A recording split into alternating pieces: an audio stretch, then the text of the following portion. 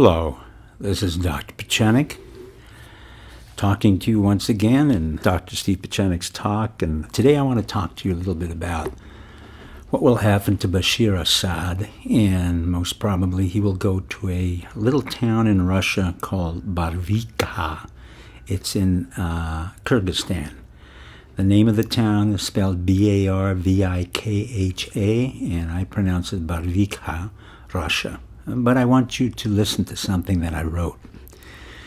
Barvikha, Russia, a luxurious haven for tyrants, deposed leaders, terrorists, dictators. Is it possible next home for Bashar Assad? Thanks again to the courtesy and the alacrity of the Russian leaders, especially who have always been able to clean up the mess of our holy triangle of dysfunctional performance, the American CIA, the American military, and our American president. They have always cleaned up the mess of our present president, Obama, and our three past presidents, Mr. Slick Willie Clinton, Bush Jr., and now Obama. Very rarely is Vladimir Putin portrayed as a sagacious, cooperative world leader. But time and time again, Putin keeps coming to this functional U.S. CIA, military and POTUS, repeated miscreant actions overseas. He's come repeatedly to bail us out in ways that very few of us really know. You want to start a war in Afghanistan that you don't have a chance of winning? Why don't we pay Putin for the right to transit through Russia and use his helicopters to fight the non-existent terrorists and the non-existent government called the Karzai government? Karzai, by the way, was appointed in the house where I was at Zalmay Khalilzad by our future ambassador of Afghanistan and Iraq, and he was a delicatessen owner in Silver Springs who has a severe bipolar disorder. This is the man who we have put in charge of a dysfunctional government that is totally corrupt. But who bails us out and provides us with access to Afghanistan, provides us with the helicopters, provides us with the intelligence that Condoleezza Rice didn't have in the Afghanistan war and we didn't have? It's Vladimir Putin. Once again, for a sum of money. Anything is reasonable when you've wasted trillions of hard-earned American dollars in useless, dangerous wars just to get elected for what I call the holy trinity of deception: Slick Willie, Bush Jr., and Obama. Whether it's a war in Iraq, a war in Libya, or a war in Afghanistan, Putin has the weapons. Putin has the helicopters. Putin has the personnel. And the case of our ignorant Condi and our ignorant CIA and our ignorant Special Forces intel capability, Putin provides you for a sum of money human intel, or what we call human, H-U-M-I-N-T, to implement your misbegotten dysfunctional war plans, and he even provides a credible exit strategy, which we rarely think about, as you recall in Bush Jr.'s disastrous attack in Iraq and our Obama's disastrous attack in Afghanistan. But leave it up to Putin. He can solve your problems, and he has, quite frankly. It's the exit strategy that really fascinates me. At most of the times, I've rarely seen any world leader come forth as many times as Putin has and bailed our presidents of the United States out of our miseries and our problems that we, the U.S. taxpayers, have to pay for in blood, money, wounded warriors, and misbegotten adventures. Several years ago, when the U.S. government had problems with our bases in Kyrgyzstan, thanks to our incompetent Secretary of Defense, Donald Rumsfeld, and his deputy, Mr. Wolfowitz, and the neocons, Zalmay Khalilzad, Steve Hadley, and, of course, Richard Pearl, the corrupt, abusive tyrant Askar Akayev, then president of Kyrgyzstan, his name is spelled A-S-K-A-R, A-K-A-Y-E-V, he's located in Central Asia. He was overthrown by, quote, democratic processes, which I think our CIA initiated but didn't really know how to put down. So where did we'll call him Askar of Kyrgyzstan, go? A corrupt, dictatorial, suppressive individual. Did he go to New York City? No. That was too congested, not elite enough. There wasn't enough space for what he wanted. He wanted some like-minded tyrants like himself, corrupt, deceitful, and suppressive. So we sent him to Barhivka, Russia. And this little town is a small town consisting of villas, luxury boutique shops built all around the sanitarium where Akayev of Kyrgyzstan stayed now and is home to deposed leaders and members of his family. It's a privileged life, unlike many of our lives. It is filled with other deposed leaders from all over the world, where Putin has allowed them to come into Russia quietly and live a very, very luxurious life. Number one, they can enjoy each other's company and talk about suppression, torture, tyranny, and all the wonderful things that they did in order to acquire wealth and power. They can eat and drink and stroll around fashionable shopping centers, which include, listen to this, Gucci, Ralph Lauren, and Dolce & Gabbana. Now, these stores would be of particular interest to Dr. Assad's wife, because Bashir Assad will be going there, and Mrs. Assad is going to be a fashion plate and has been a fashion plate. And her name is Asama al-Assad, who's known to be a fashion maven and a shopaholic. Now, what better place to go to than to Russia in this luxurious little villa where she can shop all day long and talk about the miseries of democracy and suppressing people than in this small town where Putin has afforded all of the world tyrants an opportunity to live together in peace and in harmony and in seclusion. As for the last-minute preparations, you see, most tyrants can't prepare for a formal exit. Very often it's a last-minute preparation. Putin has been very clever, and he's been able to provide, along with his KGB, FSB in this case, and many other entrepreneurial Russians, 11th hour escape plans. And they're very good at this, and I'm quite serious. They provide a private jet, they provide limousines and bodyguards, all, of course, for a certain price. Why not? He is the ultimate capitalist and the most successful capitalist that I know about.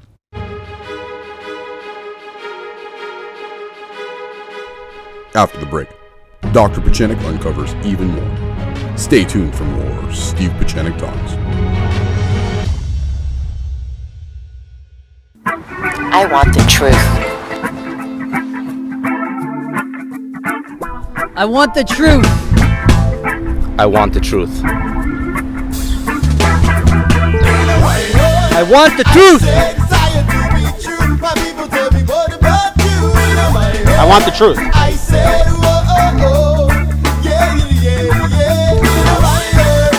I want the truth.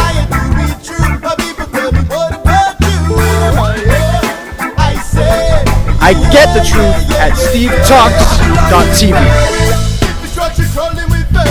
I guess it's time to drop this sermon. Kingdom of fear. Now we're fearing every man in a turban. And God knows that we're not learning. I get the truth at stevetalks.tv. I get the truth at stevetalks.tv. I get the truth at stevetalks.tv. The following segment contains graphic images. Viewer discretion is advised.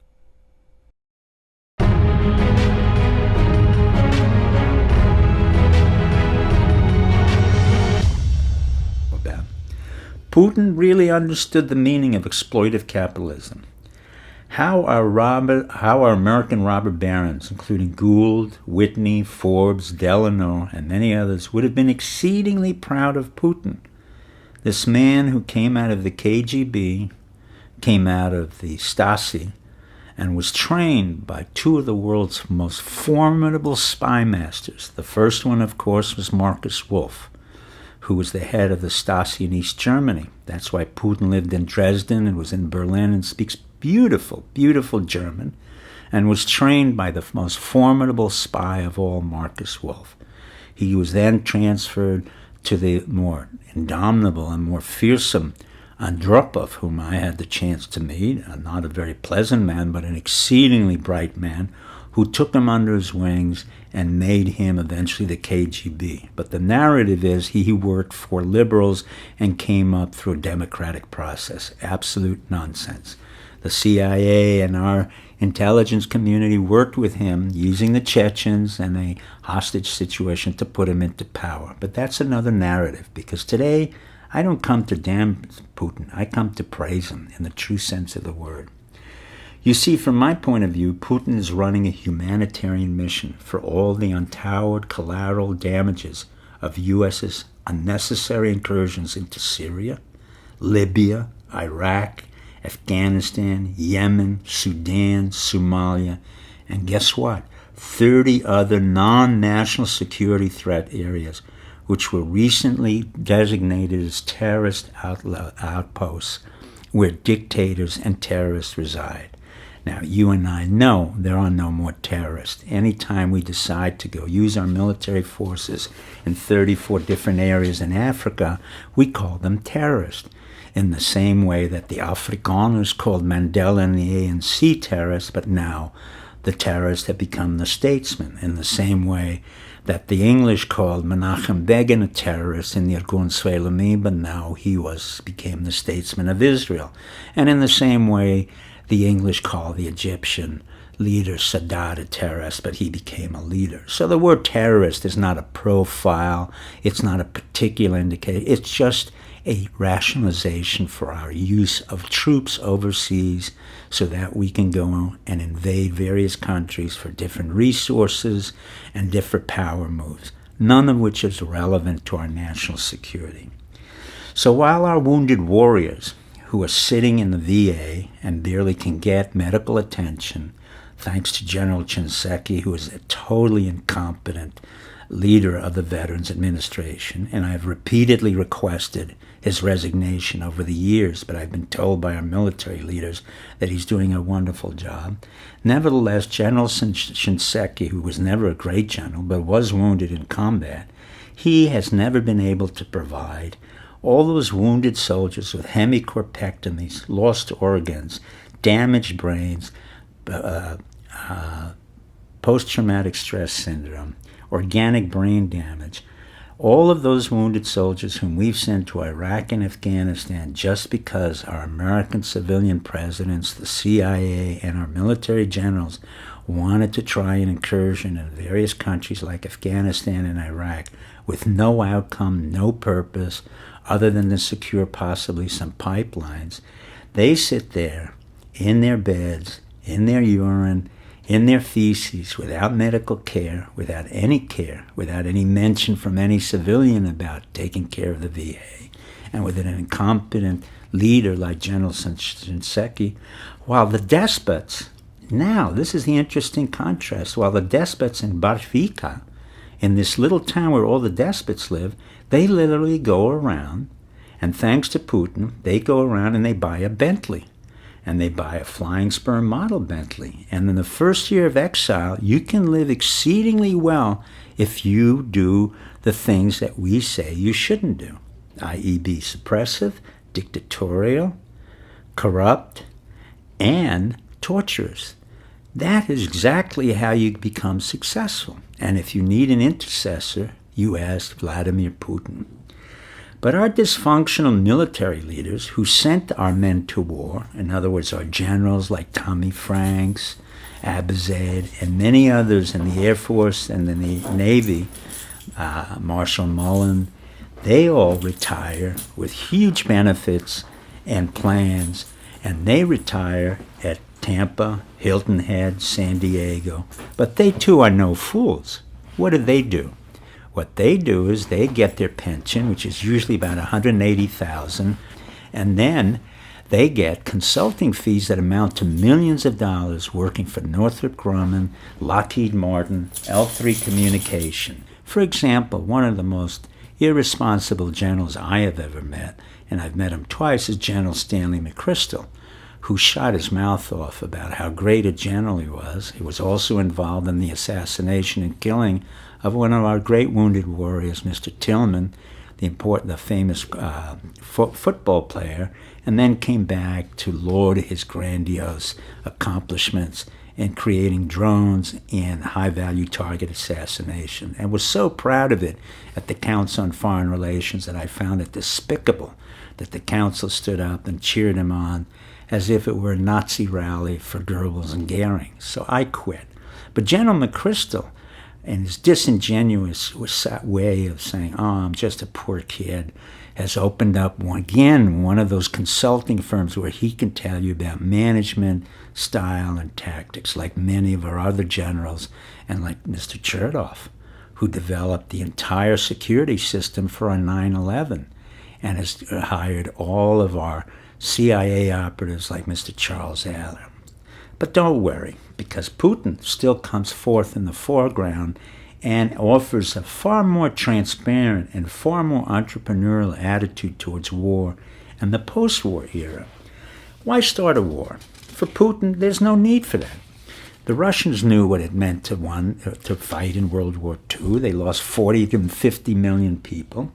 They knew what it meant to fight in Bosnia, Herzegovina. They lost. So Putin, a very smart, sagacious businessman, decided there's no percentage in fighting a war.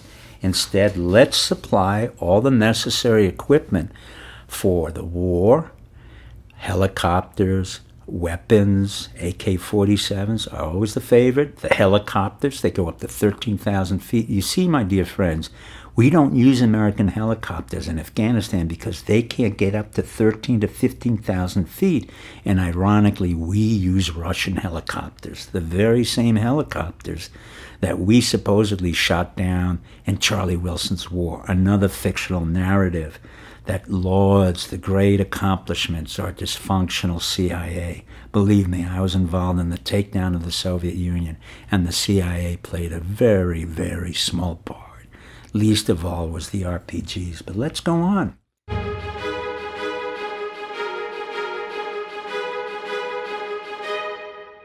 Stay tuned and get more of the truth on Steve Pieczenik Talks.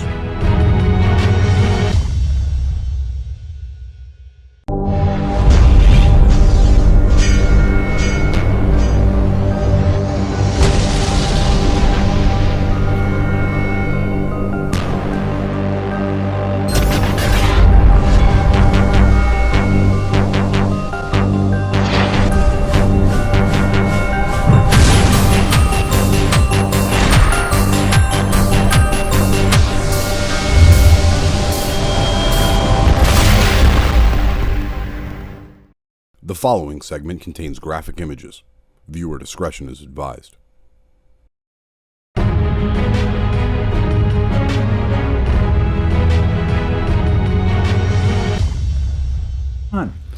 Putin not only supplies the helicopters, as I said, the AK-47s, but he supplies the bandages, and more importantly, he charges you, the American public, and our military, because our military can't get through the transit point to Afghanistan without going through Russia.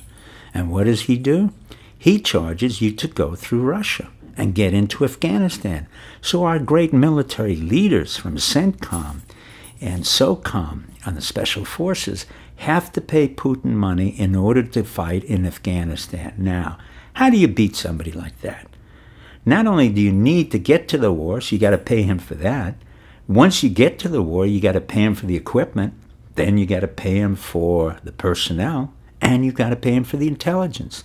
Now tell me that Putin isn't a real capitalist, far more of a capitalist and far more brave and entrepreneurial than our own military generals who really don't know how to create a business. Because for the most part, I'm going to tell you a little secret. When you're a 3- and 4-star general, no matter whether you're in the military, Air Force, Army, Air Force, Navy, you're really in a communist system. Everything is taken care of for you. Your health, your benefits, your schooling, and you don't have to think at all. All you have to do is just follow orders and maybe once or twice get into combat, but very rarely, and go to as many schools as you can that we can pay you for to take courses that you will never use or understand. But for the most part, you're really quite ineffectual in the battlefield. Putin understood that. So what does Putin do? He says, well, I'm going to make money from our incompetent generals. And that's what he's done. He's seen our incompetent CIA. He said, fine, you can't provide the intelligence, I'll provide it for you.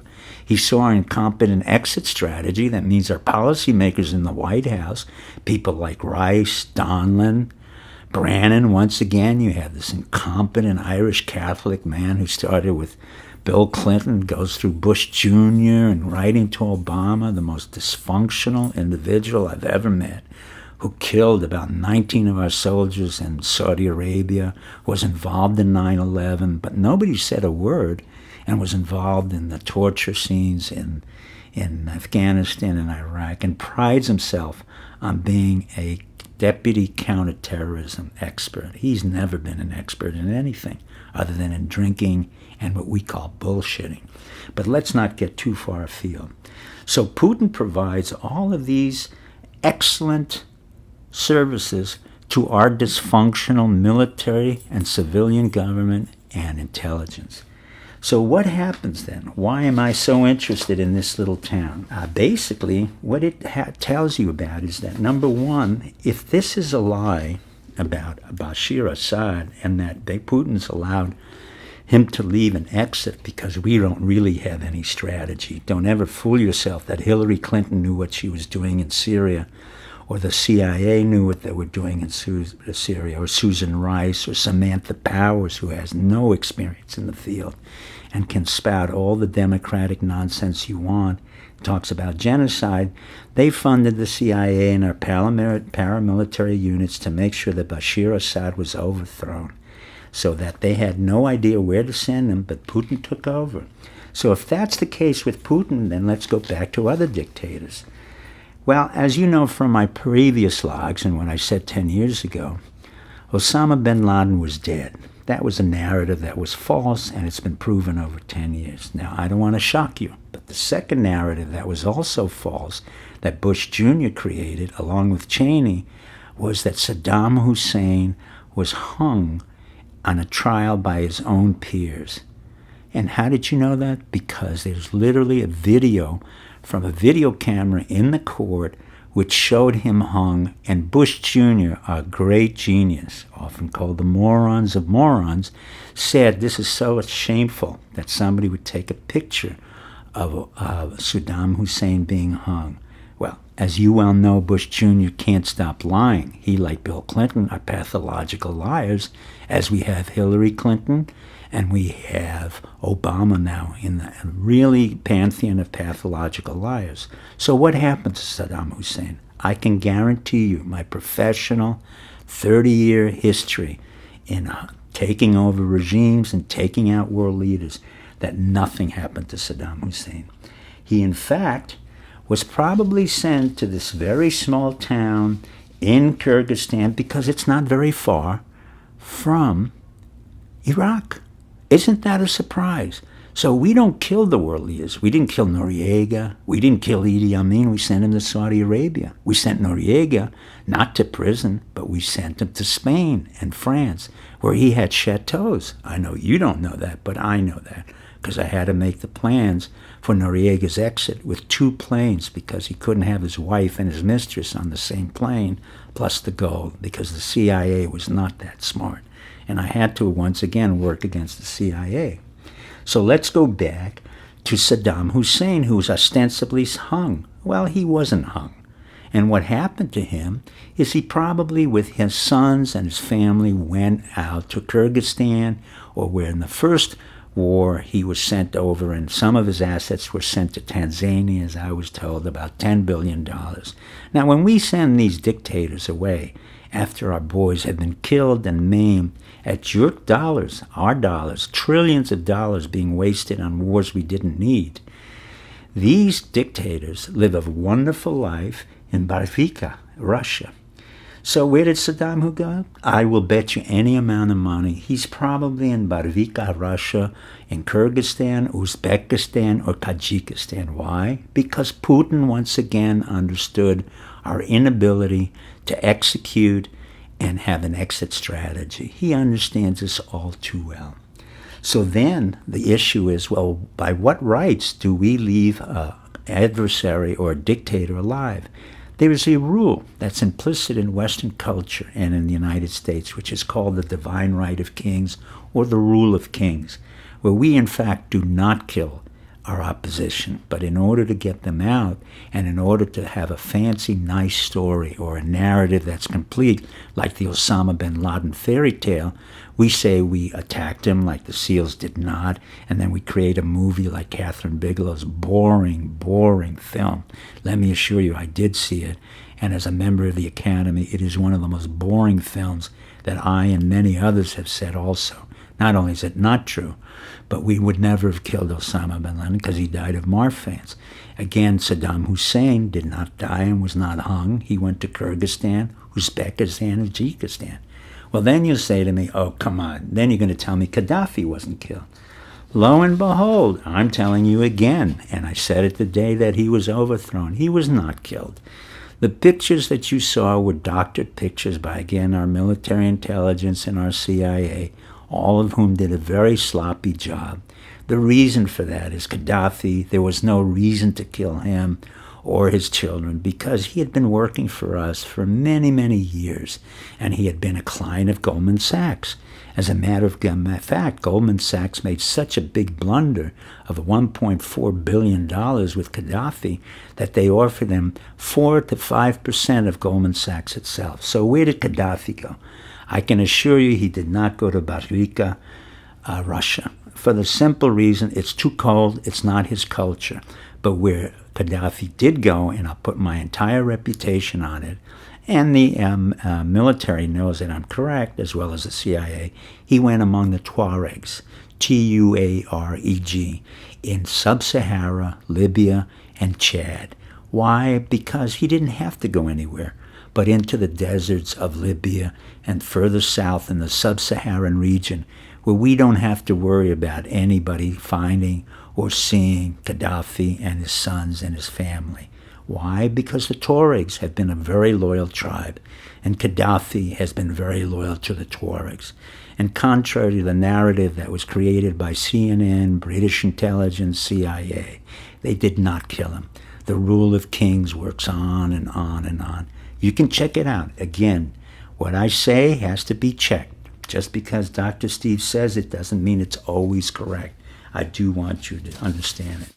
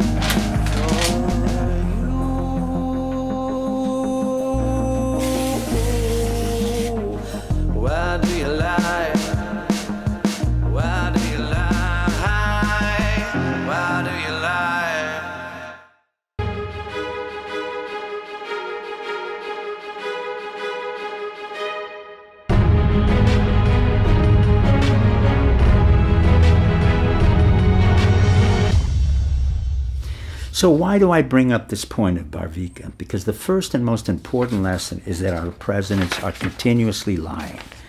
It's an endless lies upon lies, and they don't seem to understand that there is no reality check on them. Neither the Congress, nor the Senate, nor the investigative bodies. It's a joke to talk about Feinstein investigating, as you've seen recently. It's a joke about asking Thomas Pickering to investigate Benghazi. I'm very disappointed, as you know from my previous logs, because I had a great respect, but I have very little respect for him now. It's a joke to talk about Mark Levin. It's a joke to talk about the Senate, as you've seen. And it's certainly a joke to talk about Obama having any sense of propriety, truth, or transparency. Remember, he comes from the Chicago mob, from the Daily Machinery. So secondly, what we see is not only do we have an endless array of liars, sociopaths, that's not my diagnosis, it's really their own entity, starting with Slick Willie, and then we get Bush Jr., who really was the dumbest of all the three. And then we have now one of the slickest sociopaths, and that's Obama. He first tells us about Osama bin Laden and how he killed him. That was a lie. Now he tells us about Gaddafi being killed. That was a lie. And then he's going to tell you about Bashir Assad and how a dictator was eliminated. And probably he won't tell you that it was his White House that initiated the attacks and that he ordered the supply of CIA guns, paramilitary weapons, RPGs, and heavy artillery to get rid of a man who really didn't create any major problem and was not a national security issue to the United States. In the meantime, 100,000 refugees have gone and thousands of people have been injured and killed. Obama, though, has been exceedingly good at what we call drone attacks. Unlike what Panetta said, Panetta, the most dysfunctional Secretary of Defense since Rumsfeld, and really a man who's really disgusting, I find, has created these drone attacks where you have paramilitary civilians from the CIA, men in their 40s, who could control these drones right over Yemen and Pakistan and kill repeatedly hundreds, if not thousands, of innocent civilians in the name of targeting high-value targets. It does not work. It has not worked. It has alienated the Pakistanis, Yemenis, the Somalians, the Sudanese, and the Muslim world. We have done more to damage our relationship with the entire world thanks to Obama, thanks to Bush Jr., and thanks to Bill Clinton. Secondly, the most important reason why I bring this up is that there is no real check on our military, CIA, and civilians who are insisting repeatedly on wasting trillions of our dollars and using hundreds and thousands of our men and women, honorable men and women, as cannon fodder to pursue a war that does not really exist, of terrorists. There are no terrorists. The 9/11 event was not a terrorist event. It was an inside job, as you all know by now. You thank Bush Jr., Cheney, Rumsfeld. If you want to pursue the perpetrators, then you take out the various people who initiated those terrorist attacks. The president, the White House, and many others. I don't espouse it because I have to be careful. But clearly those of you in America understand very clearly that it was not Osama bin Laden. It was not the Saudis. It was not the Yemenis or Somalis or Saddam Hussein. Then what do we have here? We have a whole series of problems that we can't control anymore, and that our country is in a vortex of spinning out of control, where the Republic and the military and the industrial complex has held hostage our congressman, legislator, judicial system. So we, in fact, don't have one. The president is born of, as I said before, a child man of the CIA. His mother was CIA, his grandmother was CIA, his grandfather on his maternal side. So what do we have? We have a constant series of wars and incursions that have no relationship to our national security, have no relationship to our spending and wasting human lives, both American lives and countless of thousands and hundreds of thousands of innocent civilian lives overseas. So I want to end by thanking Vladimir Putin, the Prime Minister, former Prime Minister and President of Soviet Union or Russia. Russia is a very big country. I have great respect for the Russians, although I fought the Soviet Union. And I want to say to Putin that he, above all, understands how much trouble we really are in. And he has taken an entrepreneurial initiative to fund our wars, to provide our guns, to provide our artillery, to provide our intelligence, to provide our access, and to provide the bandages to heal us. And most importantly, the exit strategy and the narrative to keep our presidents in power. And what has he done by keeping our presidents in power? He has basically forced them to be indebted to him because he knows, like every FSB agent or KGB agent, how to keep his mouth silent. Unlike our drunken, dysfunctional CIA and military intelligence and SEAL units who have to open up their mouth for self-aggrandizement, He knows how to keep it quiet. And as quiet as he remains, the more indebted the United States becomes to him, and the greater the liars we produce as presidents. So, Mr. and Mrs. America, I want you to think, what is it that our presidents really do, and what is it really that our military does? They have become more and more a problem for the United States than a solution. Our national security interests are not in the Middle East. Israel is strategic liability. Saudi Arabia is a strategic liability, as is many of the countries in the Middle East. We do not support democracy. We do not support anything that has to do with democracy. What we support is the military-industrial complex, the expansion of oil interests, which we have none now in the Middle East because we're now net exporters of oil and gas since we're now using fracking. So the real question becomes, Mr. and Mrs. America, when a young man or woman goes to war, what are they going to war for? Nothing. They're going to war to be injured, to be severely harmed, and for us to take care of them in a very poor situation like the Veterans Administration, which is nothing more than a hostile Fort Cannon fodder run by men who should have been thrown out a long time ago, Shinseki. And the next question really becomes, do we really need a Spanish-speaking man whose parents were born in Cuba, Mark Rubio, or do we really need other sociopaths who come and create a narrative on the Democratic and Republican side, a Hillary Clinton who has more dead bodies associated with her, with more lies and betrayals than any other person? And the real question becomes, do we really need a president of the United States? My answer is no. I don't need a Congress. I don't need a Senate. And I don't even need the judicial body. They're all dysfunctional. So I go back to the warnings of George Washington, who said, be careful of the tyranny of the White House and the presidency. And then I go back to the statements of Thomas Jefferson, that in every democracy, we must fight for our own freedoms. Thank you. Good luck. Good night.